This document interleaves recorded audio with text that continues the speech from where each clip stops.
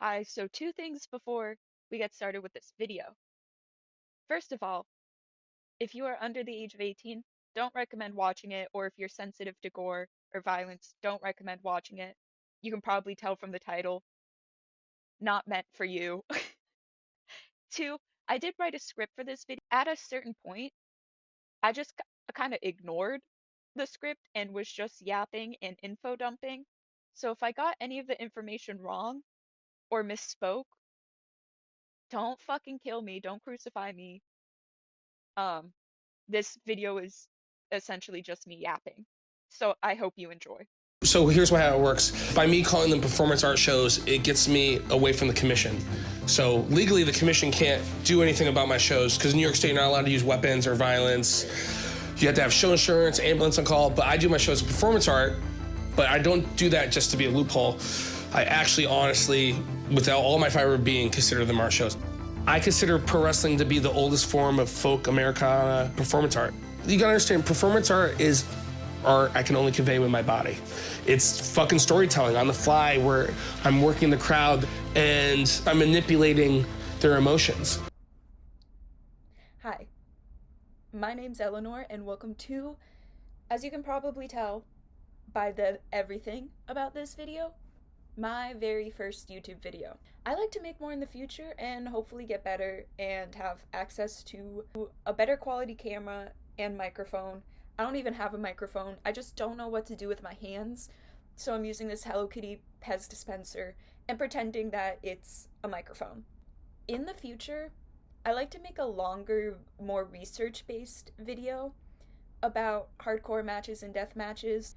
This video is mostly opinions-based and based on my experience on the internet as a wrestling fan and what I've seen being discussed, and also knowledge that I already have as a wrestling fan.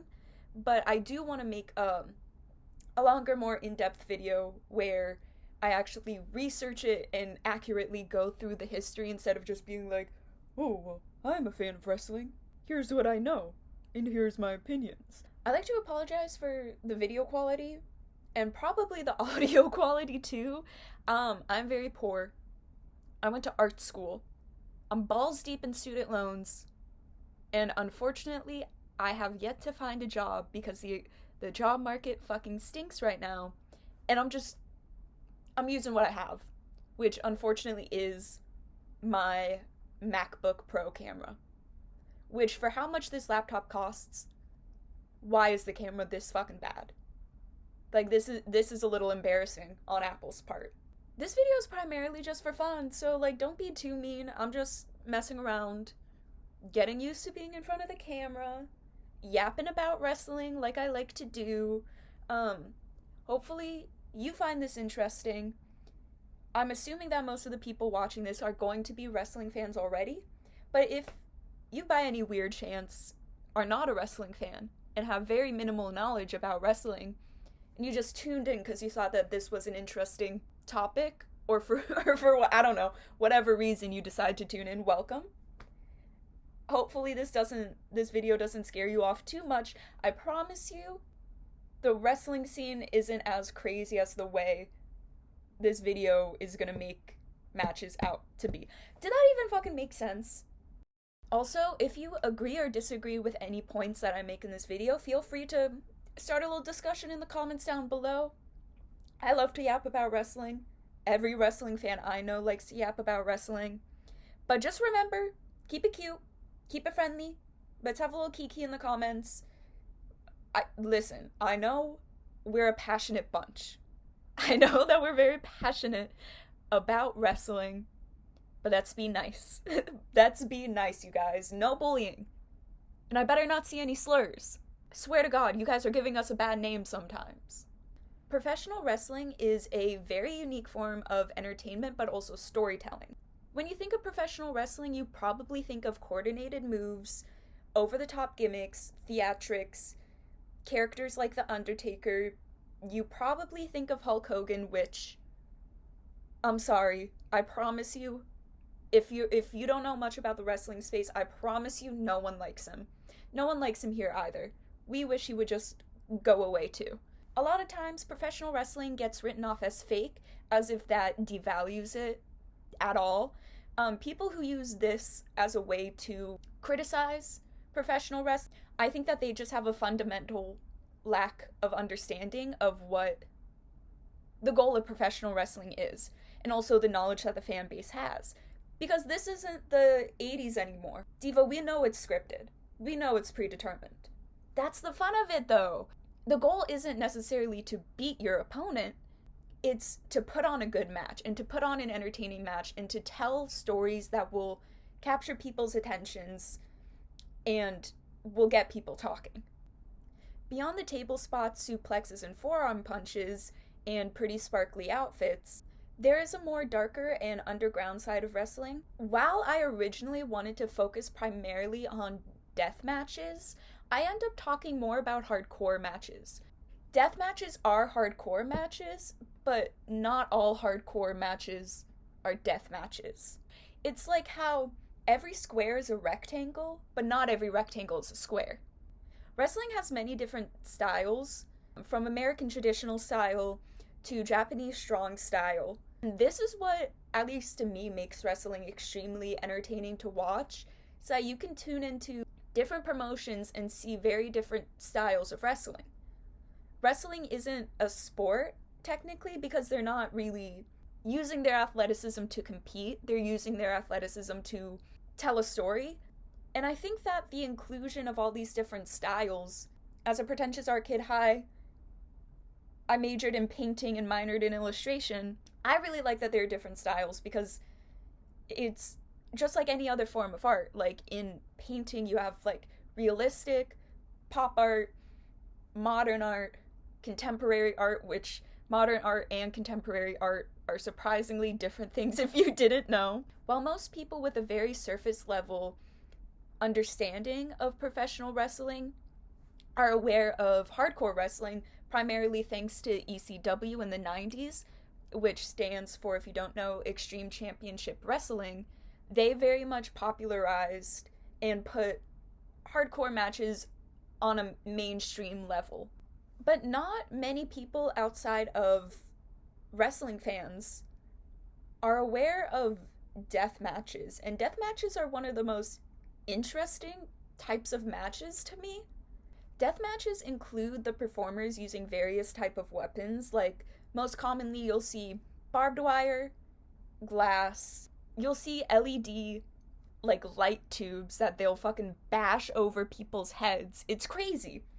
And to people who say wrestling is fake, you can't really fake death matches. Yes, there are some times where they kind of do they trick the eye a little bit, but that doesn't happen very often. Most of the times, it's very, yeah, like shards of glass are going in their skin, they're rolling on metal tacks, and they're being body slammed onto fucking, like, sheets of nails. You can't really fake that. I think it's also interesting to note that sometimes these matches involve fire. Because these matches are so brutal and do legitimately involve the wrestlers going through what I can only imagine is extreme pain, you can see these events, especially in the past, happening in unconventional places. In the Dark Side of the Ring episode about Nick Gage, which I definitely recommend you watch, that diva is fucking crazy, and I love him for it. In that Dark Side of the Ring episode, John Moxley talks about how one of the events they were holding took place in like a rural, like, I think it was farmland, because it made it harder for the police to show up and break up the matches, because it's that violent. But that's also a double-edged sword, because as you'll learn when you watch that episode, it makes it harder for paramedics to get out there if things go wrong. And obviously, things can go very wrong during a death match. Nowadays, it's more common to see these types of matches happening in more traditional venues. GCW, for example, holds death matches and hardcore and extreme matches in just like a typical, like, you walk in and it's a building. And I think that's partially because, especially in America, not to sound like one of those, like, conservative, like, we're so desensitized to violence. But I think that in general, violence and more graphic stuff like that has become less, I guess, less taboo, and especially when it involves like trained professionals who for the most part know what they're doing. That being said, that does not mean that these matches do not stir up controversy, especially among wrestling fans. The internet wrestling community, aka the IWC, is normally a very opinionated space, to say the least. And that is definitely true when it comes to death matches and even sometimes hardcore matches. Some people think that these matches are a little too barbaric, extreme, and violent, while others see a more artistic value in these extreme matches. So, in this video, I kind of wanted to explore the different opinions and the reasoning why people might dislike these matches, and then give my opinion at the end as a huge wrestling fan myself. Deathmatch wrestling is primarily prominent in the indie scene because when you go to these major promotions like WWE or AEW, because it is televised on stations like USA, TNT, and TBS, and now both of the promotions are on various streaming platforms, WWE being on Netflix, they used to be on Peacock. You can also watch them on they're all over the place. WWE is on like 3 different streaming platforms, and AEW is now streaming on HBO Max. I'm sure that these matches don't necessarily appeal to sponsors, and I'm sure there's also a fear of these matches kind of leaving a bad taste in the casual viewer's mouth. For a casual viewer who doesn't tune in all the time, doesn't follow the stories that deeply, or just doesn't super enjoy professional wrestling in a deeper way, these matches can probably be extremely off-putting and go against your normal average understanding of what a wrestling match is supposed to be. That being said, though, some of the most iconic wrestlers of the past and today have participated in not only hardcore matches, but death matches as well. Names like Sabu, Terry Funk, Mick Foley, Necro Butcher, New Jack, Nick Gage, and John Moxley, just to name a few. While a casual viewer, someone who doesn't know much about wrestling, might not recognize all of these names, these are very prominent names in the industry and throughout the history of WWE. Not just WWE, but professional wrestling in general. Wrestling is much more than just WWE. If you can't tell by my shirt, I love Mick Foley. You could never make me hate that man. Hell yeah. Hell yeah.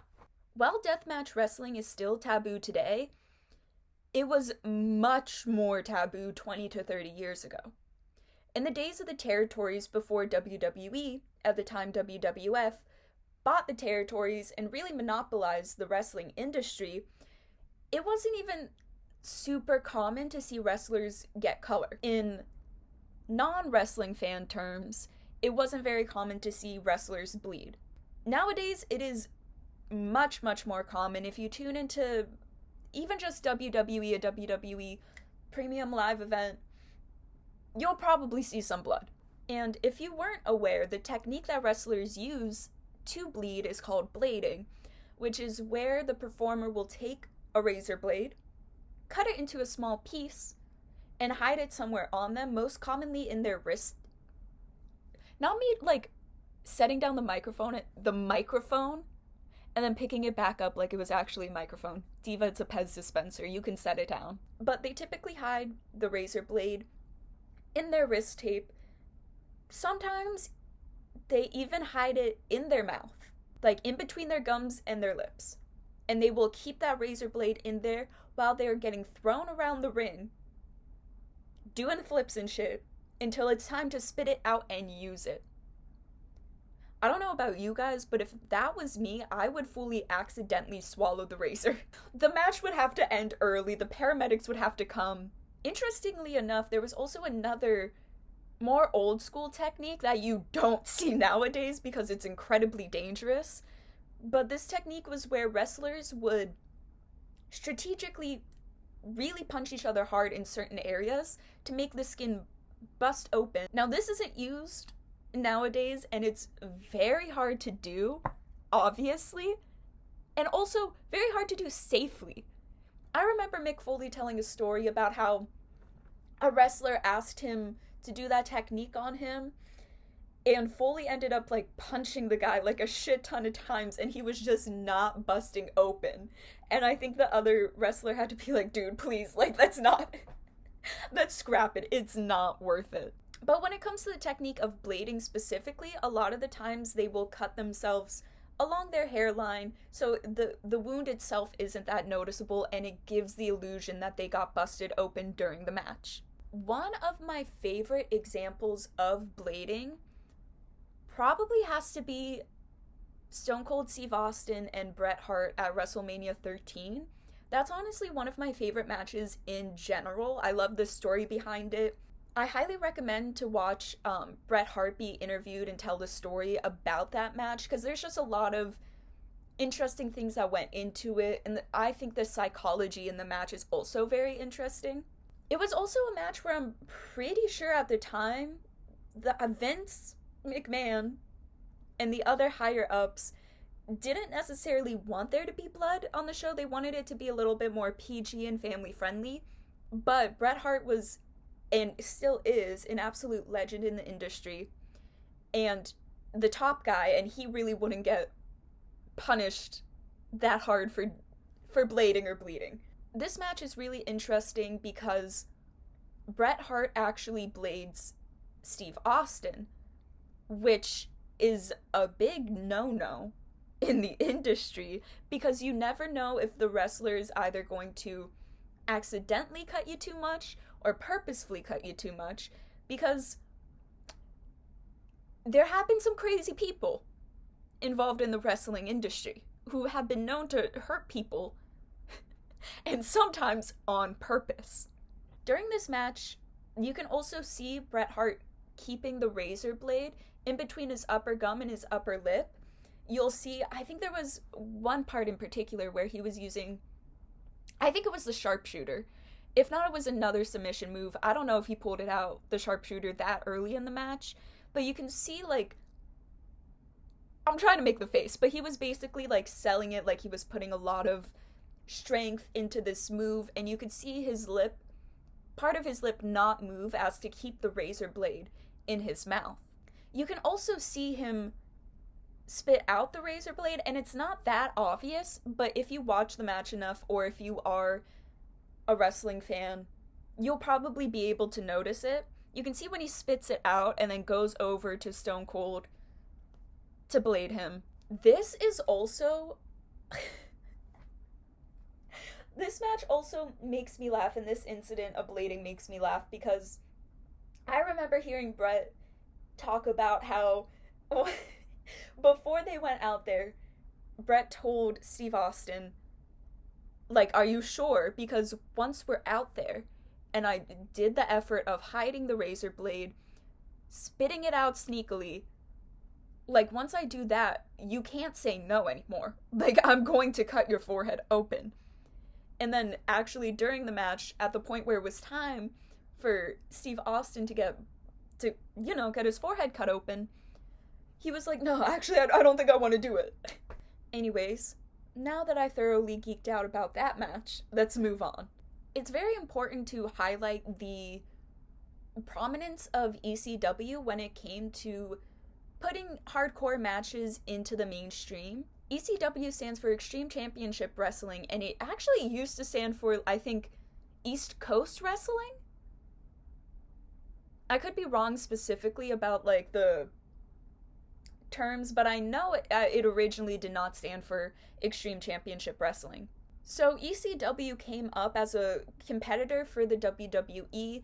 They offered a more adult and gritty form of entertainment that WWE wasn't necessarily giving at the time, with performers like Sandman, who would come out to the ring through the crowd, chug a beer, and bash the beer can on his head, and also characters like Raven, who was this super grunge, like, edgy looking guy, like he for sure like heavily fucked with Pearl Jam and Nirvana.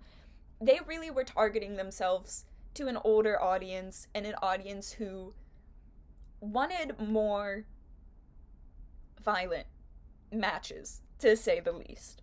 At a certain point, WWE ended up buying ECW. The WWE doesn't book death matches, and nowadays they also don't necessarily book extreme matches that often. There have been multiple times where I've been watching, specifically, okay, this kind of pissed me off a little bit, because when I was watching Cody Rhodes versus AJ Styles at Backlash in France, I think it was AJ comes out, he pulls like a fucking like bag out from under the ring, and if you're familiar with wrestling and wrestling tropes, this is insinuating that there's metal tacks in the bag, right? And I was so excited. I was like, this makes so much sense. This is gonna be so good. And the match, even without tacks, was amazing. I would definitely recommend watching it. Definitely a standout match in 2024.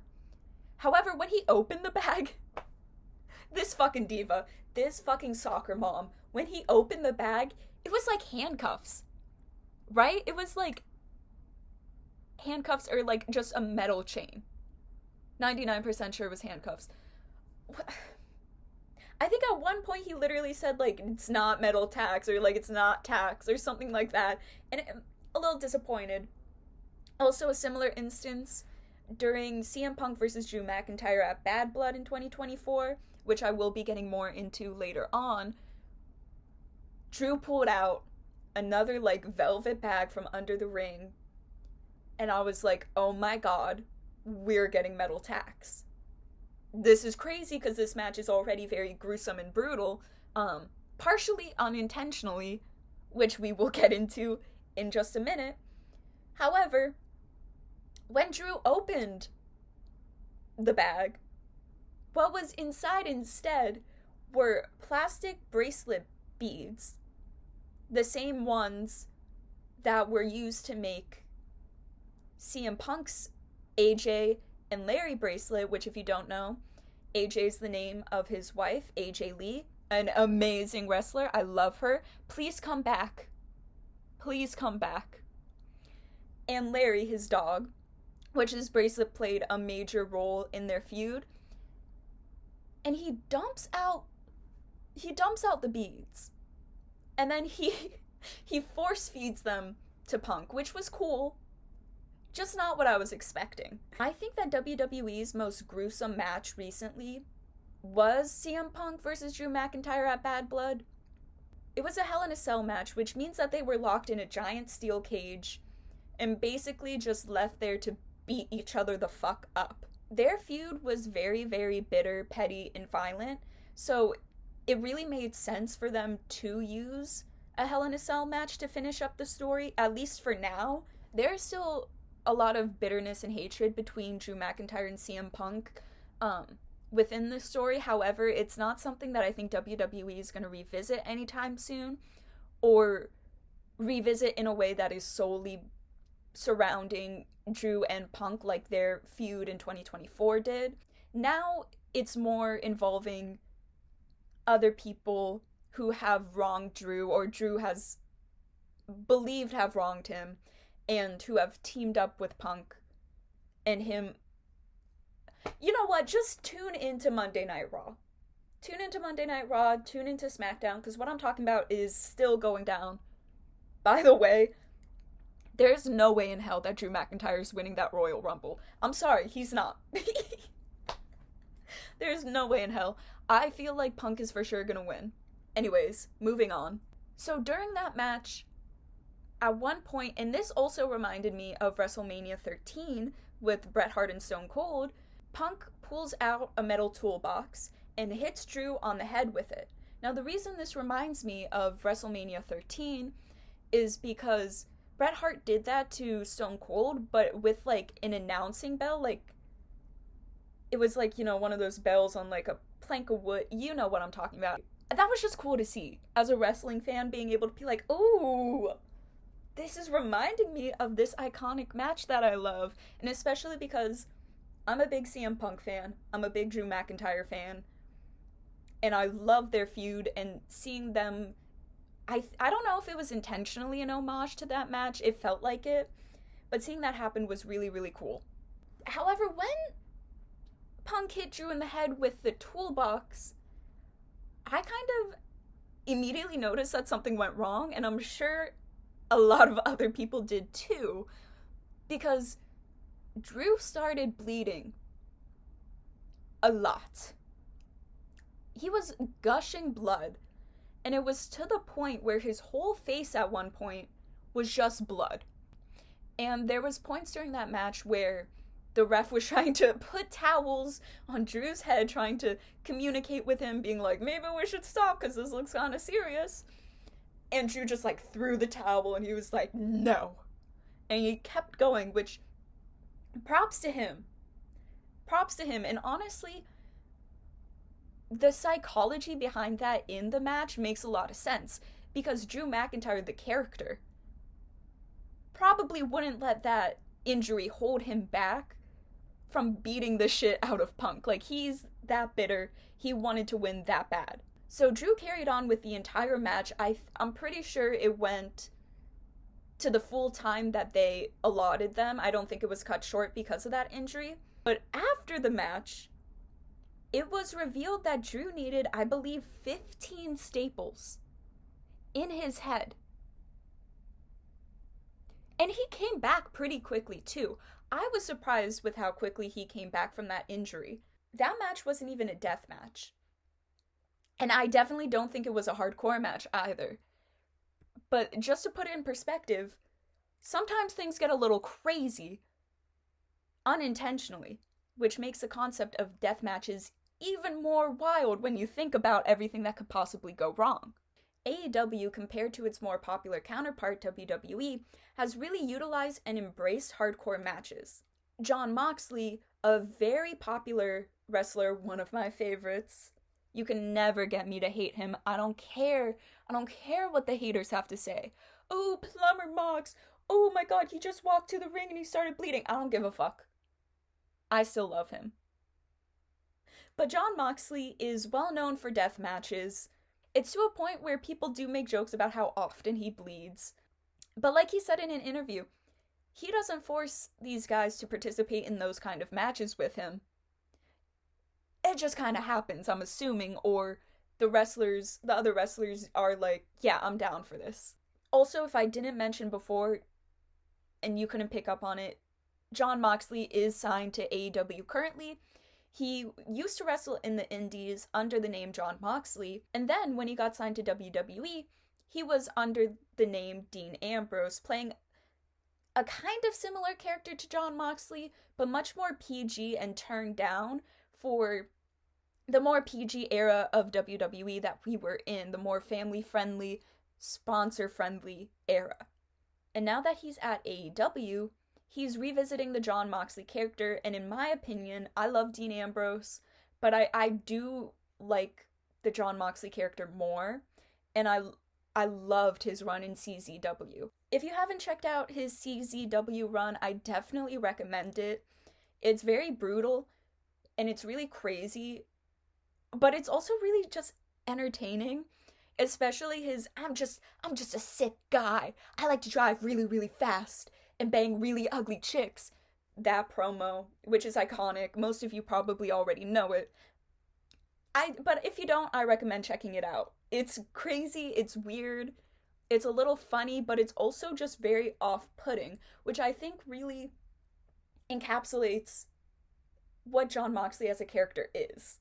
Since AEW is televised on TBS TNT and now streaming on HBO Max, when I first started watching AEW and I saw these more extreme matches happen, I was really surprised, and I wasn't really expecting it.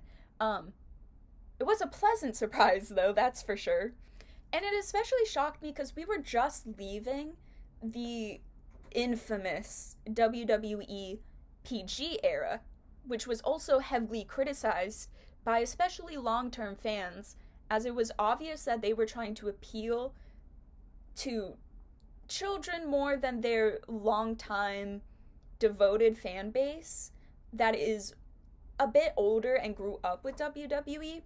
And it was also obvious that it was kind of more for sponsorship reasons, and also it really just highlighted that Vince McMahon should not have been running WWE anymore, even if we're ignoring all the crazy and heinous shit that he has done. The way that he was handling WWE, the women's division, and just the storylines in general, and the gimmicks and the characters, it just really showed that, like, he was getting a little too old, maybe. He wasn't really with what the fans wanted to see. Now, currently, hardcore matches and death matches are more well known by the general wrestling fan base, thanks a lot to the internet. However, their opinions on specifically death matches are still wishy-washy. So I made a TikTok a little while ago, and I know, cringe. Sorry, I'm addicted to TikTok. Sue me. Anyways, I made kind of a silly, unserious TikTok where I talked about death matches, and I got a comment that, like, really surprised me. To paraphrase it, they simply said that death matches weren't real wrestling and never has been real wrestling. And I guess that leads us to the question we're going to answer in this part. What's people's issues with death matches? Why hate so deeply to the point where you're saying it's not real wrestling? I primarily see a lot of people who don't like deathmatch wrestling saying that they just don't want to see wrestlers that they enjoy putting themselves through that level of pain and opening themselves up to that high level risk of injury, but not just injuries, career-ending injuries. The ethical concerns are definitely there, and I do understand where a lot of people are coming from. The extreme violence shown in death matches isn't necessarily everyone's cup of tea, to say the least. And that's very understandable. Not to mention, wrestling attracts people and performers with really, really big egos who might be a little stiff in the ring and purposefully try to injure somebody. Not to say that this is a common occurrence, but it is definitely something that has happened and you can historically see happen in the past, even in more extreme matches. For example, New Jack. That being mixed with very, very sharp objects and weapons can make the outcome of not just death matches, but also hardcore matches, a little more horrific, to say the least. I don't think we need to be reminded of the mass transit incident, which happened at an ECW house show. If you don't know what I'm talking about, I'm not going to be explaining it in this video. There are millions of videos out there going over this very infamous situation, and honestly, I just don't want to sit here regurgitating that story. Another reason I've seen people critique death matches is because of its lack of athleticism. Most of the high-flying and even just standard wrestling moves that you would see in a typical WWE or AEW match don't happen in death matches. Death matches tend to just resemble like a crazy, extremely violent street brawl. The way I view death matches is almost like two very mentally deranged people are like on the street.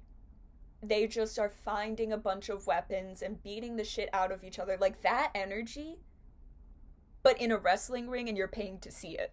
And this is definitely a stark comparison to the normal standard wrestling matches that we see with the theatrics, the pageantry, the very holy shit kind of moves. Mainstream wrestlers like Io Sky, Will Ospreay, and Tiffany Stratton, and many, many more, perform very impressive athletic moves that the average person cannot do, which contributes and helps achieve one of the main goals of professional wrestling, to put on great and entertaining matches.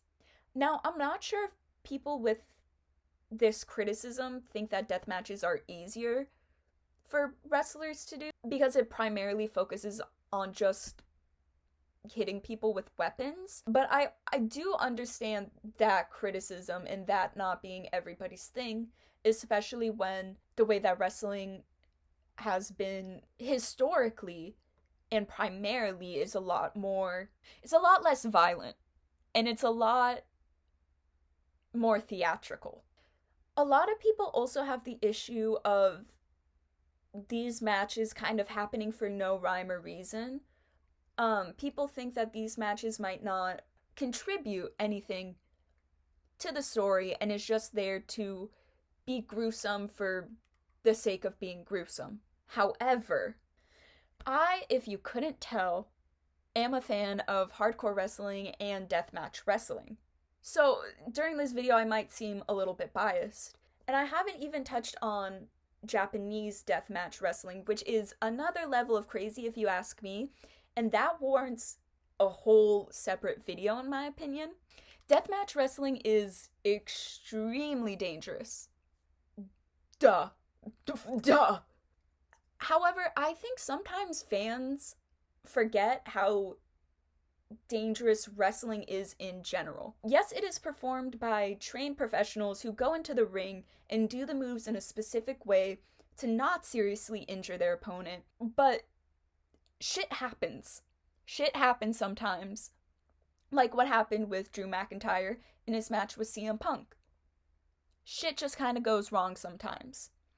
And there has been many cases of wrestlers facing career-ending injuries in standard wrestling matches just because fate stepped in, I guess, or an accident happened. For example, and this one breaks my heart, Big E broke his neck in a wrestling match, and it's now believed, he's come out and said that he probably will never get medically cleared to wrestle again, and that's heartbreaking.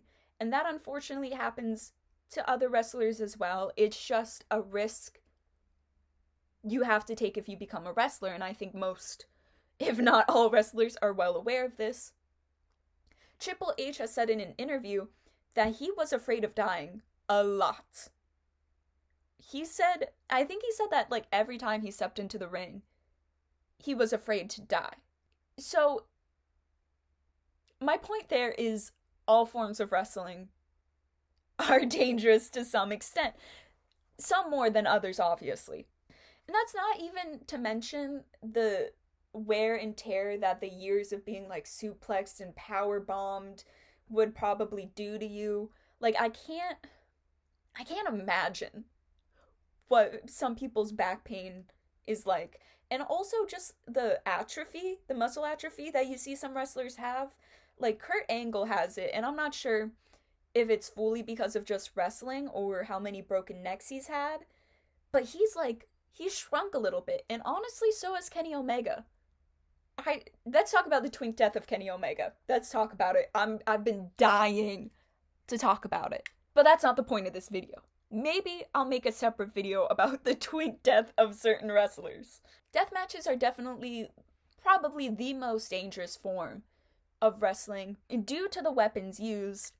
However, I don't know if the critique of it being dangerous affects my opinion on it.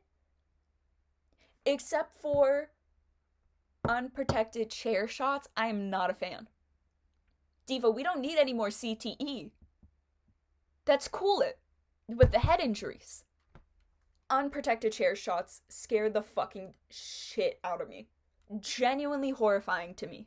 And I also understand the thought process of thinking that this form of wrestling might attract some questionable characters with questionable morals. However, that doesn't mean that all the deathmatch wrestlers are like that. Some of them are just like, I don't know, maybe like masochists who are like, hell yeah, I'll roll in some metal attacks for like $15 on an indie show, if even. And you know what? I'll have a grand old time while doing it. And on the point of lack of athleticism, that point is half understandable to me. Pro wrestling, at the end of the day, is an art form. It is one of the most, like, American forms of performance art that we have today. I would even argue that professional wrestling is the most unique and popular form of performance art today.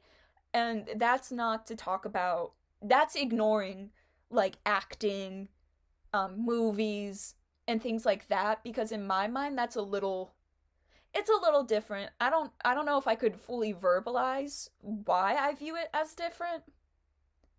Just know that I see it a little different than performance art. Because it is a form of art, there will be many different techniques, styles, performers, gimmicks, types of matches, rules for matches, and different methods of storytelling. Because at the end of the day, the goal of professional wrestling is to tell a story in the ring and out of the ring. Another consistent goal of professional wrestling is to make the audience and the viewer feel something. Not only feel, but also believe. And to me, death matches do both of those things extremely well, and I would say even better than traditional matches can do. Depending on how death matches are used, it can make the audience believe that these two people hate each other. They hate each other to the point they would put their own safety on the line and brutalize the other person just because their hatred runs that deep or they want revenge that bad. On the other hand, it can make you believe that the performer you're watching is just fucking sick and twisted. And their character is just a little evil, to say the least, and likes inflicting pain, and sometimes for the story, that can be optimal. For example, I think, and I know that this storyline right now is kind of controversial, I think that John Moxley's character right now in AEW and the whole thing that he's doing with the BCC and the types of matches he's having, I think are really just solidifying not only his place as a heel, but also just the fact that he's kind of batshit insane. Like, I feel like during this storyline, we're supposed to look at Mox and be like, you're a fucking freak. You are a freak. Why are you digging your nails into Orange Cassidy's back like that? And he's done this before, but he loves to bite open wounds. Let's talk about it, because he's gonna catch something one day, and I'm scared. I also do not know one single person, even fans of deathmatch wrestling who watch them frequently, that don't cringe, grimace, and like close their eyes or look away at certain points. Like, nobody is that desensitized to this where they can just not react. And that's something that I think professional wrestling really wants you to do. They want you to react. They want you to believe in the violence of the sport. They want you to feel something. And death matches do that. It's just that they don't necessarily make you feel what mainstream wrestling tries to make you feel. So just because they're not launching themselves off the top rope or doing the flippy shit that for some reason the IWC doesn't like, I fucking love the flippy shit personally, but just because it doesn't do that doesn't mean it's bad. It just means it's a different style and it's a different technique. And if you don't like that, that is completely fine. One of the most amazing things about professional wrestling is the fact that there are so many different forms of it, so many different styles. I genuinely think that there is something that everyone can enjoy in professional wrestling. So death matches can very obviously be used as a storytelling tool, and to me it's a little crazy to even argue against that point. Now, this might be a controversial opinion, but I'm not really sure, because at this point, the IWC confuses me, and especially with their opinions on AEW. As you could probably tell, I'm an AEW fan. I consider myself just a fan of professional wrestling. It doesn't matter the promotion, Ring of Honor, WWE, AEW, New Japan, TNA. If it's wrestling, I'm gonna watch it, and I'm gonna find something to enjoy. That's just how I feel. But in AEW, the lights out match between Swerve Strickland and Hangman Adam Page is an amazing example of these types of hardcore and hyper-violent matches being used as a storytelling tool. So just a little recap, Hangman and Swerve Strickland had a very, very messy feud. I am one of those fans who will fully ship grown-ass men together. And you know what? Part of me wants to believe that they're kind of in love with each other. Yeah. Yeah. Now, the two most important things that happened during that feud were Swerve Strickland breaking into Hangman Adam Page's house, and then Adam Page burning down Swerve Strickland's childhood home. Now, sorry if I'm repeating very well-known things. I'm making this video with the assumption that there's at least going to be like one or two people maybe who stumble across this video and just don't know much about wrestling. So if you aren't aware, the whole facade, I guess, of wrestling is referred to as kayfabe. So in kayfabe, Swerve Strickland was finally able to purchase his childhood home. Now, this was a work. I'm 99% sure that house wasn't even actually his childhood home. And it's also crazy to me because there were people backstage, even at AEW, who didn't know that it was a work. Like, wrestlers actually went up to Swerve and, like, congratulated him on being able to do that, because that would be a huge moment, you know? You're finally able to make this much money where you can afford to buy back a very important part of your life. It's also important to note that the audience didn't know it was a work either. They really thought it was real. I really thought it was real. When I saw that, I was like, oh, good for him. Like, that's awesome. And then I tune into AEW, and what do I see? Anyways, you could probably imagine the shock of not just the audience, but the people backstage who didn't know. I mean, just the imagery of Swerve breaking down in the ring with Nana trying to comfort him as he's forced to watch his rival burn down his childhood home that he worked hard to buy back is just amazing and beautiful and so impactful.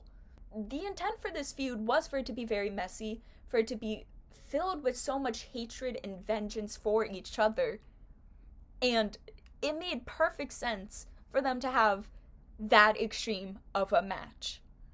While I don't know if I would classify their Lights Out match as a death match, it definitely teeters the line of death match and hardcore match, if you ask me.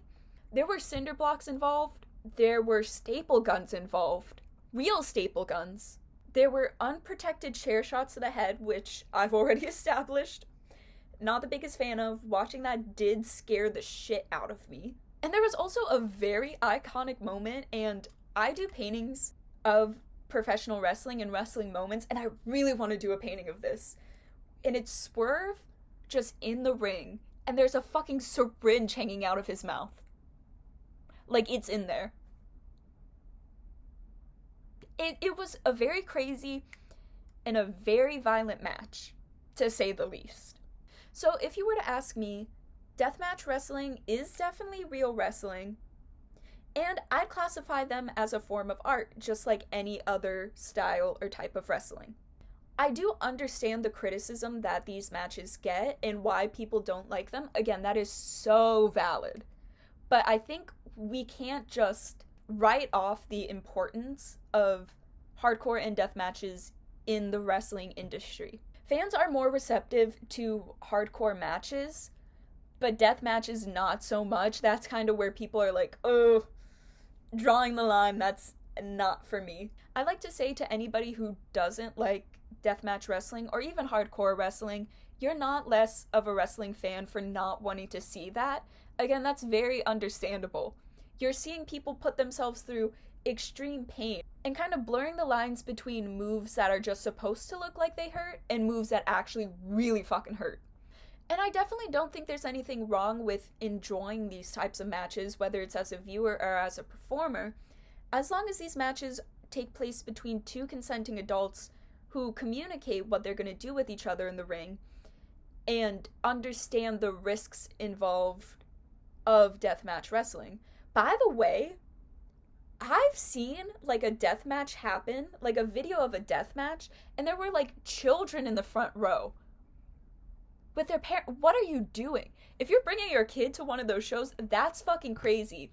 Especially because you are more than likely to get hit with fucking broken glass. Or even a body.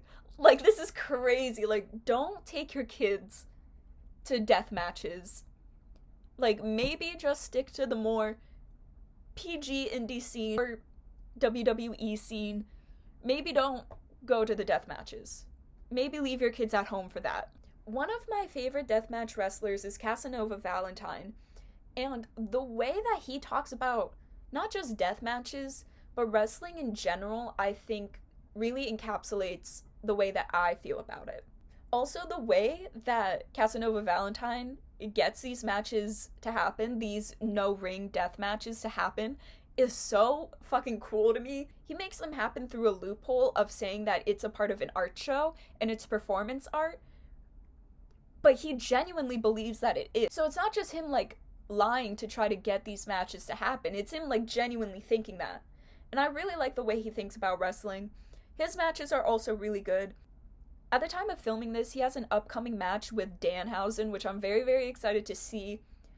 I'm not able to see it in person, but I expect to see either a YouTube video or clips of it on Instagram. Because if I don't get to see anything from that match, ugh.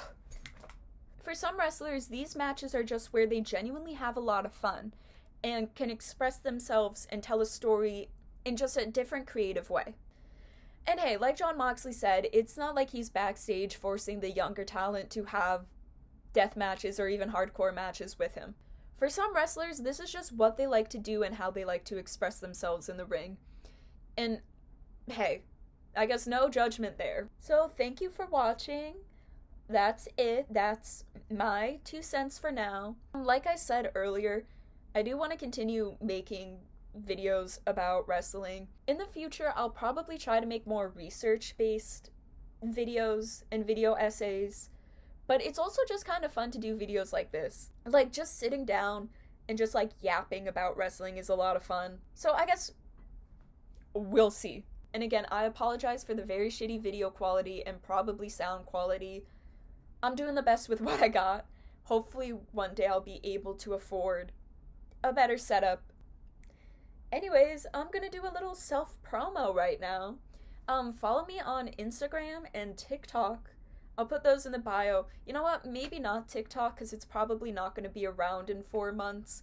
But I guess if you want to, go ahead. But do follow me on Instagram. I am an artist. I'm a painter. I make paintings about professional wrestling. And at the time of filming this video, my commissions are open. So yeah, my commissions are open. I'll leave my business email also in the bio.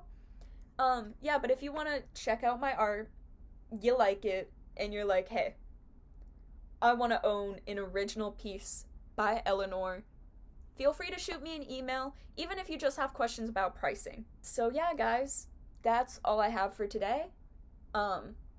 Stay safe out there, take care of yourselves, and have a nice day.